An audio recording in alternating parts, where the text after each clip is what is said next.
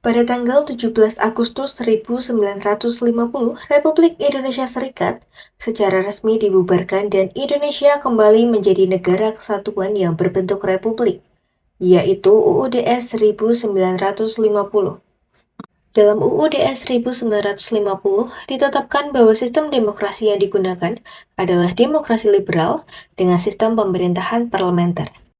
Selama berlakunya UUDS 1950, pemerintahan Republik Indonesia diwarnai dengan pergantian 7 kabinet secara berturut-turut.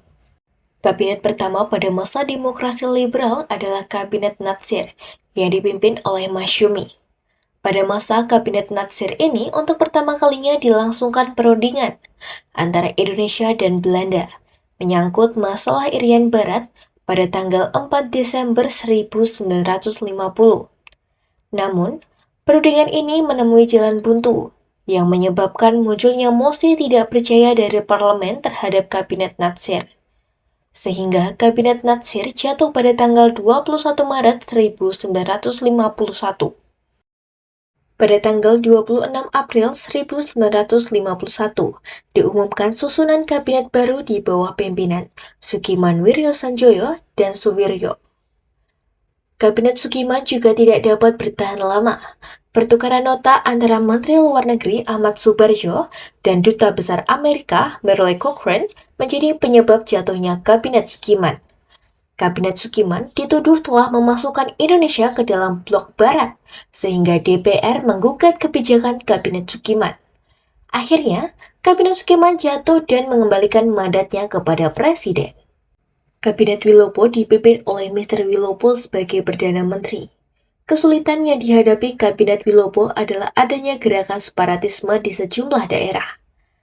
Adanya peristiwa 17 Oktober 1952 mengenai gerakan sejumlah perwira Angkatan Darat yang menekan Presiden Soekarno agar membubarkan parlemen, dan peristiwa Tanjung Morawa di Sumatera Utara. Sidik Kertapati dari Serikat Tani Indonesia mengajukan mosi tidak percaya terhadap Kabinet Wilopo. Akhirnya, pada tanggal 2 Juni 1953, Wilopo mengembalikan mandatnya kepada Presiden. Kabinet Ali Sastroamidjojo I dibentuk pada tanggal 31 Juli 1953 dengan Perdana Menteri Ali Sastroamidjojo dan wakilnya Wongsonegoro. Prestasi paling menonjol dari kabinet ini adalah berhasil menyelenggarakan Konferensi Asia Afrika di Bandung pada tanggal 18–24 April 1955. Pada tanggal 24 Juli 1955, Ali Sastroamidjojo menyerahkan mandatnya kepada Presiden. Penyebab utamanya adalah masalah TNI AD sebagai kelanjutan dari peristiwa 17 Oktober 1952. Selain masalah TNI AD tersebut, juga didukung dengan keadaan ekonomi yang semakin memburuk. Adanya korupsi dan inflasi mengakibatkan kepercayaan rakyat semakin merosot. Pada tanggal 29 Juli 1955, Wakil Presiden Muhammad Hatta mengumumkan 3 nama formatum yang bertugas membentuk kabinet baru, yaitu Sukiman, Wilopo, dan Asa. Namun, ketiga tokoh tersebut gagal membentuk susunan kabinet baru. Pada tanggal 12 Agustus 1955, terbentuk Kabinet Burhanuddin Harahap dengan Perdana Menterinya Burhanuddin Harahap dari Masyumi. Hasil yang menonjol dari kabinet ini adalah penyelenggaraan pemilu pertama di Indonesia yang berlangsung pada tanggal 29 September 1955 untuk memilih DPR dan pada tanggal 15 Desember 1955 untuk memilih anggota konstituante. Prestasi lain yaitu pembubaran Uni Indonesia Belanda pada tanggal 3 Maret 1956. Kabinet Burhanuddin Harapan mengembalikan mandatnya kepada Presiden. Kabinet ini dipimpin oleh Ali Sastroamidjojo sebagai Perdana Menteri. Kabinet ini merupakan koalisi dari PNI, Masyumi, dan NU.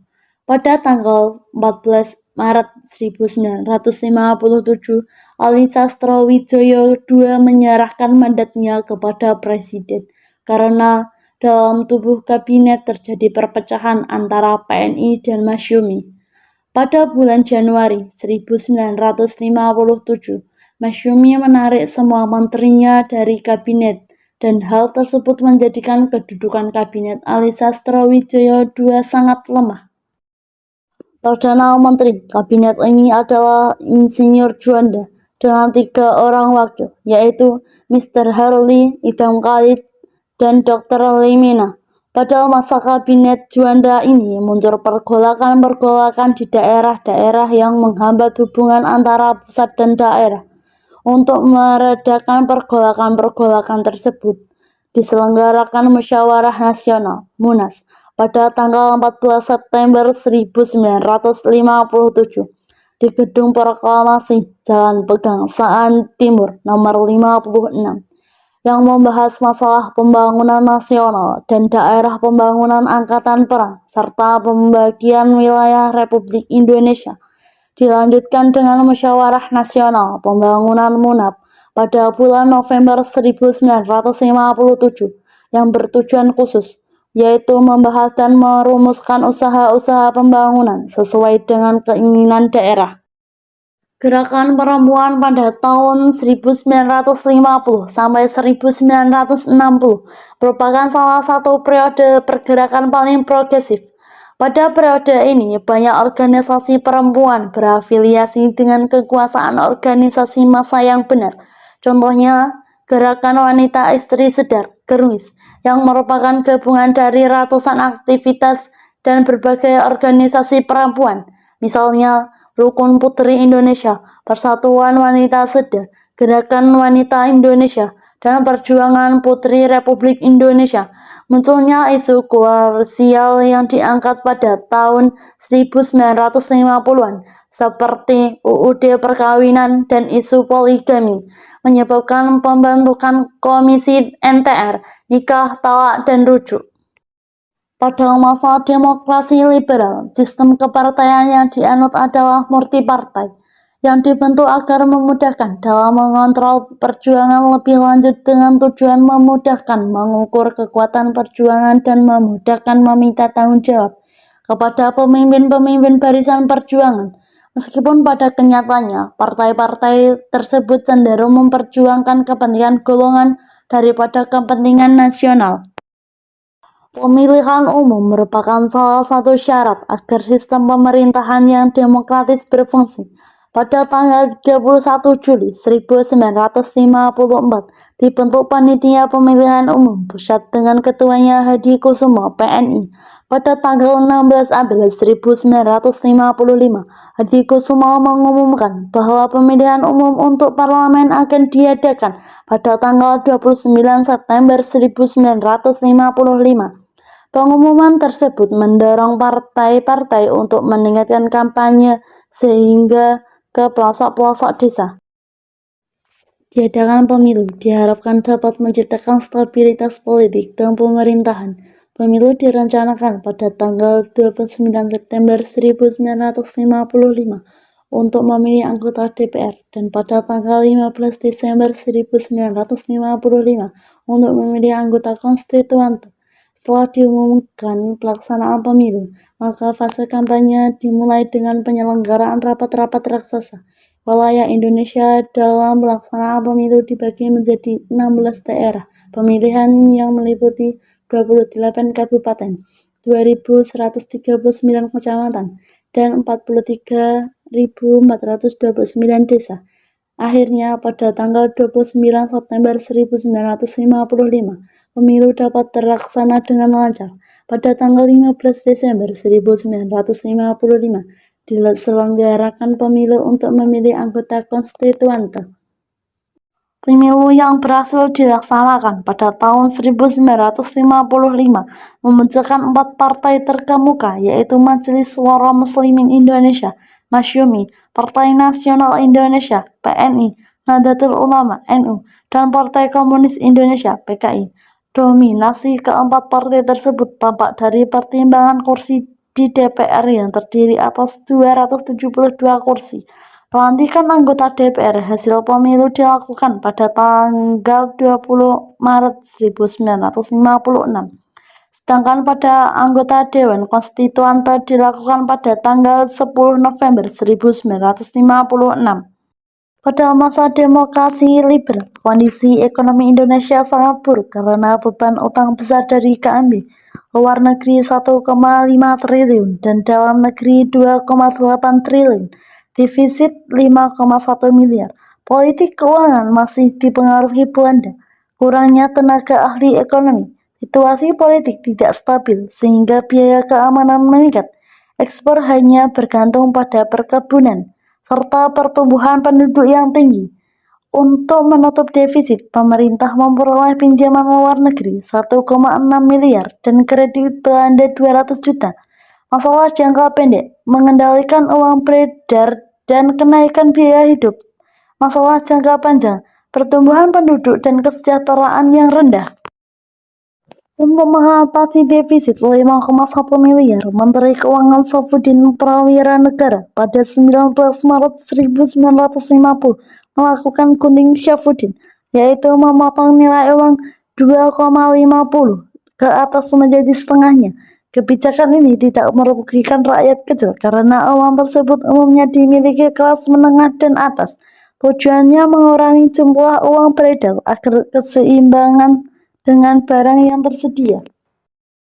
Menteri Perdagangan Sumito Djoyo Hadikusumo mencetuskan gerakan Banteng untuk menumbuhkan perdagangan pribumi dengan bantuan kredit agar bisa ikut membangun ekonomi nasional dan mengubah struktur kolonial ke nasional. Namun, program ini gagal karena pengusaha pribumi terlalu bergantung pada pemerintah dan kurang mandiri. Akhir 1951, pemerintahan nasionalisasi di Javanese Bank menjadi Bank Indonesia dengan tujuan menaikkan pendapatan, menurunkan biaya ekspor, dan melakukan penghematan besar-besaran. Menteri Perekonomian Ishak Cokro Hadi Suryo mencetuskan sistem ekonomi Alibaba agar pengusaha pribumi Ali dan non-pribumi Baba bekerja sama memajukan ekonomi. Namun, sistem ini gagal karena pengusaha non-pribumi lebih berpengalaman sehingga lebih mudah mendapatkan kredit dibandingkan pribumi. Pada masa Kabinet Burhanuddin Harahap, delegasi Indonesia ke Jenewa dipimpin Idolan Agung Gedeaku merundingkan masalah ekonomi dengan Belanda. Hasilnya, persetujuan Finek KMB dibubarkan. Hubungan hanya bilateral dengan berdasarkan hukum nasional karena Belanda menolak menandatangani. RI membubarkan Uni Indonesia Belanda secara sepihak 13 Februari 1956 dan Presiden Soekarno membatalkan KMB 3 Mei 1956.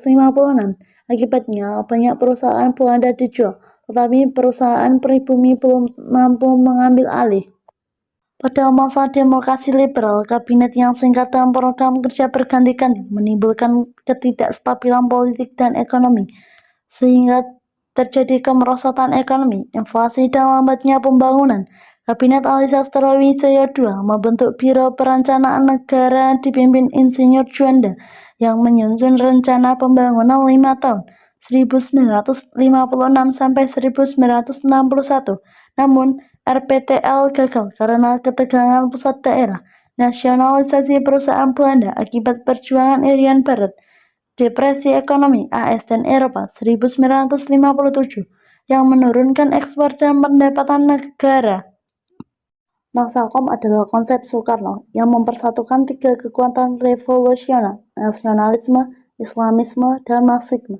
Gagasannya muncul sejak tahun 1926 dalam tulisannya di seluruh Indonesia Muda. Sebelum kemerdekaannya, ketiganya diwakili oleh Indich Partis, Nasionalis, Serikat Islam, dan PKI Komunis.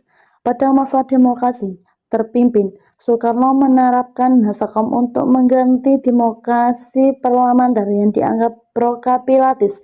Namun, ide ini ditentang oleh tokoh politik termasuk Muhammad Hatta hingga Dwi Tunggal pecah. Soekarno bahkan membawa Nasakom ke forum internasional, misalnya dalam bentuk pidato di PBB 1960, The Boys, The Words Now. Namun, konsep ini Nasakom runtuh setelah PKI melakukan G3OS 1965. Nasakom adalah konsep Soekarno yang mempersatukan tiga kekuatan revolusioner, nasionalisme, Islamisme, dan Marxisme. Gagasannya muncul sejak tahun 1926 dalam tulisannya di seluruh Indonesia Muda. Sebelum kemerdekaannya, ketiganya diwakili oleh Indich Partis, Nasionalis, Serikat Islam, dan PKI Komunis. Pada masa demokrasi terpimpin, Soekarno menerapkan Nasakom untuk mengganti demokrasi parlementer yang dianggap pro-kapitalis. Namun, ide ini ditentang oleh tokoh politik termasuk Muhammad Hatta hingga Dwi Tunggal pecah. Soekarno bahkan membawa Nasakom ke forum internasional, misalnya dalam bentuk pidato di PBB 1960, The Boys, The World Now. Namun, konsep ini Nasakom runtuh setelah PKI melakukan G3OS 1965. Pemilu 1955 berhasil memilih anggota DPR dan konstituante untuk menyusun UUD baru menggantikan UUD 1950. Namun, hingga 1957 konstituante gagal menyelesaikan tugasnya karena situasi politik tidak stabil dan munculnya pemberontakan PRRI atau Persemesta pada tanggal 5 Juli 1959. Presiden Soekarno mengeluarkan dekret presiden yang isinya membubarkan konstituante, menetapkan berlakunya kembali UUD 1945 dan tidak berlakunya UUD 1950, membentuk MPRS dan DPAS. Yeah, we the backpacker. 지가방 안엔 굳은 다시 믿어 backpacker. 우리는 backpackers. Yeah, we the backpacker. 내가 묻은 신발이 바래져도 backpacker. 우리는 backpackers. Yeah, we the backpacker.